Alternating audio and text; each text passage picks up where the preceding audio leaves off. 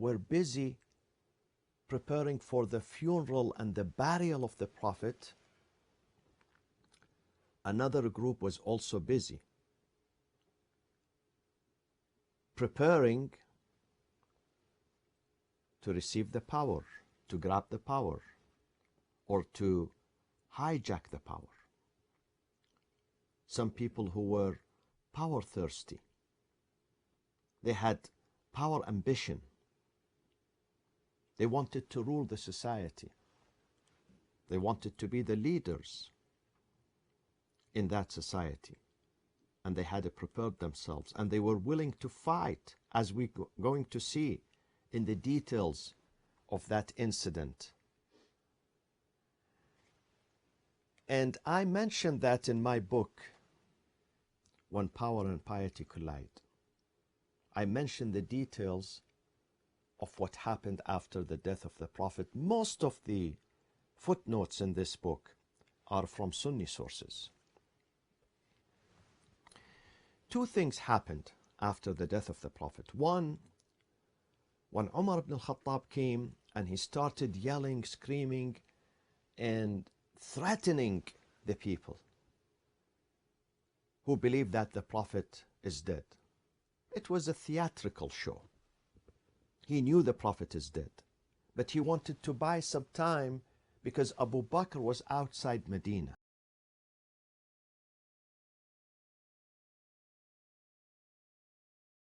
Medina, and they have their meeting, and he secures the bay'ah, the allegiance for Abu Bakr. Then they would announce the death of the Prophet. So he started yelling and saying, whoever claims Muhammad is dead, I'm going to behead him.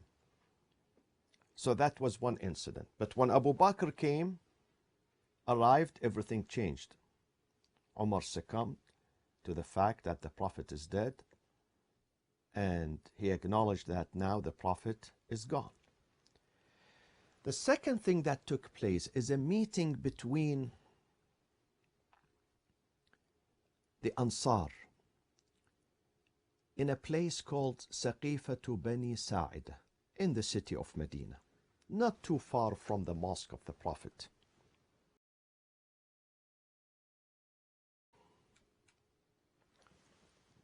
You know that Ansar had two tribes, the Aus and the Khazraj. Sa'ad ibn Ibadah was from the Khazraj side of the Ansar. And there was rivalry between them. Before the arrival of the Prophet, there were fightings between them. And the Prophet came and put an end to this rivalry. And he made peace between the Aus and Khazraj. But this peace was, my friends, was fragile. Some people changed because of this peace. Some people had good intention. Some people could not let go of their old feelings and old memories. So Ansar knew that the leader has to be Imam Ali because they already paid allegiance to him. And this is what they said exactly when Abu Bakr started asking the bay'ah for him. They said, "La nubayi'u illa aliyan." We already paid our allegiance to Ali. We already know the leader is Ali. Then why they gathered after the death of the Prophet? Why they had their own convention? They had their own convention, my friends, because they realized for some time, it could be weeks, it could be months, it could be even years, that there is a plot going on against Imam Ali and Bani Hashim. Once the Prophet is dead, things are going to change. There will be a coup d'etat. And because they felt that someone else is going to take the power away, they decided, then why not we gather and be united and choose someone from us? Because we are the one who helped the Prophet. We are the one who sacrificed. We are the one who were always with the Prophet in the battlefields. We are the one who gave our wealth, our lives, our properties to the Prophet. Why should someone else grab power? This is why they gathered there. They said, now that Ali is not going to be the leader, power is going to be hijacked from him, we're going to interfere. We are not going to sit silent. We're going to take things in our hand. And we're going to choose a leader from us. So they gathered there, and Sa'ad ibn Ibadah al-Khazraji nominated himself to be the caliph after the Prophet. Now, when Abu Bakr came back to Medina, and Umar was quiet after he was yelling and shouting, they went with a third person by the name of Abu Ubaidah ibn Jarrah. Someone leaked the news from that Ansar meeting. Someone leaked the news, and most likely that person was Bashir ibn Sa'ad al-Khazraji, who is the cousin of Sa'ad ibn Ibadah. Remember, Sa'ad ibn Ibadah is from Khazraj. He was nominated for the leadership. His cousin Bashir ibn Sa'ad, from the same tribe of al-Khazraj, but he was jealous of his cousin Sa'ad ibn Ibadah. So he leaked the news of that secret meeting. The meeting was supposed to be secret. He leaked the news to Abu Bakr and Umar and Abu Ubaidah ibn Jarrah. So they rushed to that meeting, though they are from Muhajirin, not Ansar, and they were not supposed to be there. But they rushed into that meeting, and when they saw Sa'ad ibn Ibadah speaking about the Ansar and their contribution and their sacrifice, and they should be the people who succeed the Prophet, Abu Bakr gave a speech, a counter speech. He rebutted the Ansar. He started saying in Al-Aqd al-Farid Libni Abdi Rabbuh al-Andalusi, he started bragging about the Ansar, that we were the first people who accepted Islam. We stood with Muhammad from day one. We are the closest one to him. He is from our tribe. He is from Quraysh. He is from Mecca. He is from our neighborhood. And we struggled. We left our homes. We came with the Prophet. We are his companions, and so on and so forth. So you could see now the conflict is boiling. While Abu Bakr was speaking, this man who is jealous of his cousin, who is from Ansar, who is from Khazraj, by the name of Bashir bin Sa'ad, supported Abu Bakr. He said, yes, I'm not going to allow my cousin Sa'ad ibn Ibadah to be the caliph.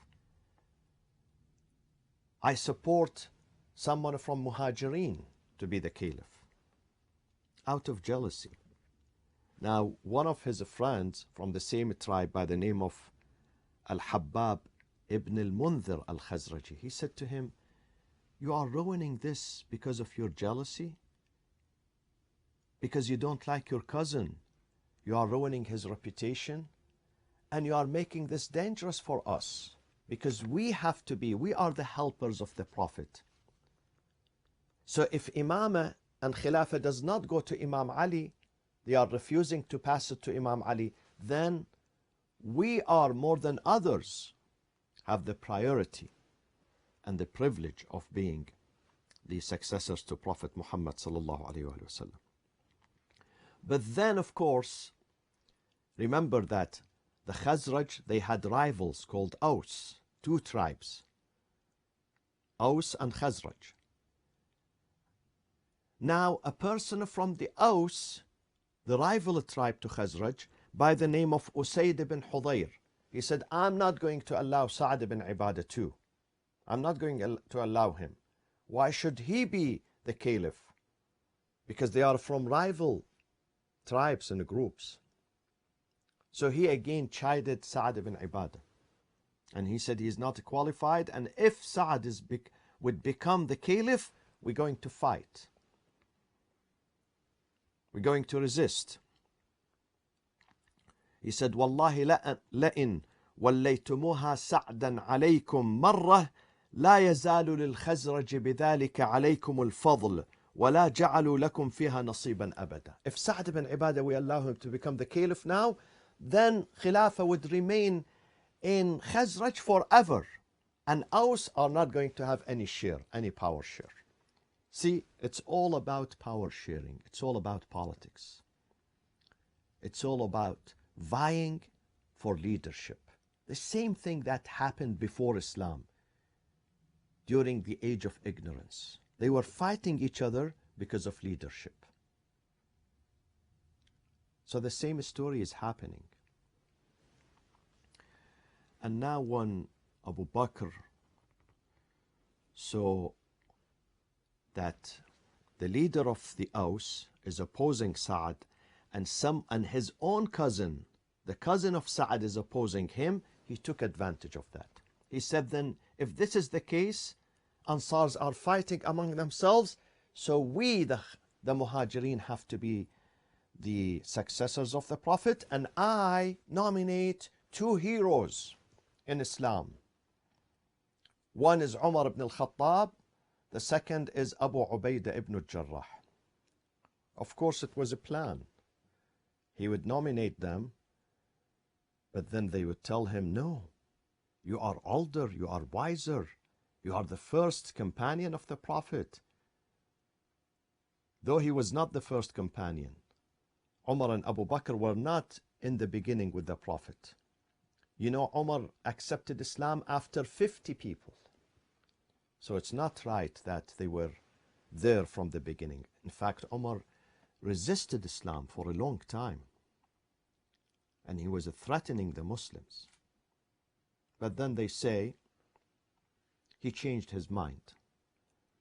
As Saint Paul changed his mind. It reminds me of the story of Saint Paul in Christianity. He was persecuting the Christians. He went after them to kill them, to torture them. But then he says on his way from Jerusalem to Damascus, he saw God, the vision of God, and God said to him, don't do this to my followers. So now he turns 180 degrees. Saint Paul. Same thing happened with Umar ibn al-Khattab. So Abu Bakr said, I'm going to nominate Umar and Abu Ubaidah. And Umar said, no one is going, ليس هنالك أحد ينازعنا سلطان محمد. They turned the Khilafah into Sultana, into kingdom. No one can rival us or vie against us. The authority of Muhammad, the kingdom of Muhammad. We are his rightful successor. We have to be the caliphs. And then there were skirmishes, and there were fist fighting in that meeting. There were physical assaults. If you study the details of that meeting, you would realize that democracy was the last thing to take place there. It was much far away from democracy or shura or consultation or working together. My friends, this is the bitter reality. Many people do not know about it. And many people do not allow, because their emotions do not allow them to go and open up the book and read. And even if they read, they don't want to believe. They are still in the stage of denial. Of course, many of them were able to overcome that with the help and guidance of God. This requires a lot of courage and a lot of faith. And you have to put the akhirah right before your eyes in order for you to accept these facts. And therefore, Umar hastened. He said, Ya Abu Bakr, extend your hand. I'm going to pay allegiance to you. Followed by Abu Ubaidah ibn al-Jarrah. They paid allegiance. And then Bashir ibn Sa'd, the rival and the cousin of Sa'd ibn Ibadah, also extended his hand, and he shook hand. As a result of that, later on, who assassinated him? Go and read the history. They say jinn. The jinnis assassinated him because they don't want to admit. But we know who assassinated him, because he refused to pay allegiance to Abu Bakr. He said, if this is the case, لا نبايع إلا عليا. I'm not going to pay allegiance except to Ali ibn Abi Talib. Then they claim that the jinn. Have you ever heard in your life the jinn kill someone? Yes, they say in the history, they claim that the jinn murdered Sa'ad ibn Ibadah. And then they started cheering Abu Bakr. They left the Saqifat Bani Sa'ida, moving to the mosque, and while they were cheering and screaming, and history says whenever they pass by someone, they ask him to pay allegiance to Abu Bakr. If he refuses, يضربه عمر بالدرة. Umar carried his stick, durra, and he will strike the person who refuses to pay allegiance to Abu Bakr. So those three and some of the Ansar followed them to the mosque. In the mosque they had a bigger meeting and they started asking allegiance, people's allegiance to Abu Bakr. While Ali alayhi salam was busy washing and shrouding and taking care of the body of the Prophet sallallahu alaihi wasallam. And they worked very hard to expel Imam Ali alayhi salam from Khilafah. And they imposed Abu Bakr on the throne. Abu Bakr had two arguments, that I am the first Muslim, so I deserve it. The second privilege I have, that I am from the tribe of the Prophet. Now wait a minute, how about Imam Ali? All historians say the very first person who accepted Islam after Prophet Muhammad himself was Ali ibn Abi Talib. So he was the very first. Number two, are you closer to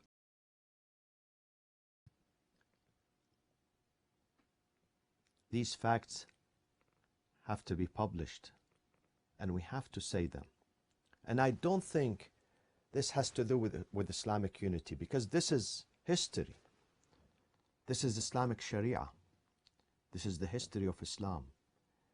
Now, if some people try to hide it because of certain agendas, I don't think we should hide it. We should speak about it. We should tell our children about it. These are facts. But then we can work together, no problem. Working together with all Muslims being together, being united, does not mean that we don't speak about our historic facts. We don't present our views. Has nothing to do with that. So this was the beginning of it. And then the Muslims were forced to follow. Imam Ali refused to pay the allegiance. Not only Imam Ali, many credible companions of the Prophet, they refused. They said this is a coup d'etat. This is disobedience to God, to the Apostle of God. And Fatima alayhi salam was watching all these events. The family of the Prophet are mourning his departure. The other party were celebrating their leadership, their khilafah. Look at the difference between the two groups. Assalamu alaikum wa rahmatullahi wa barakatuh.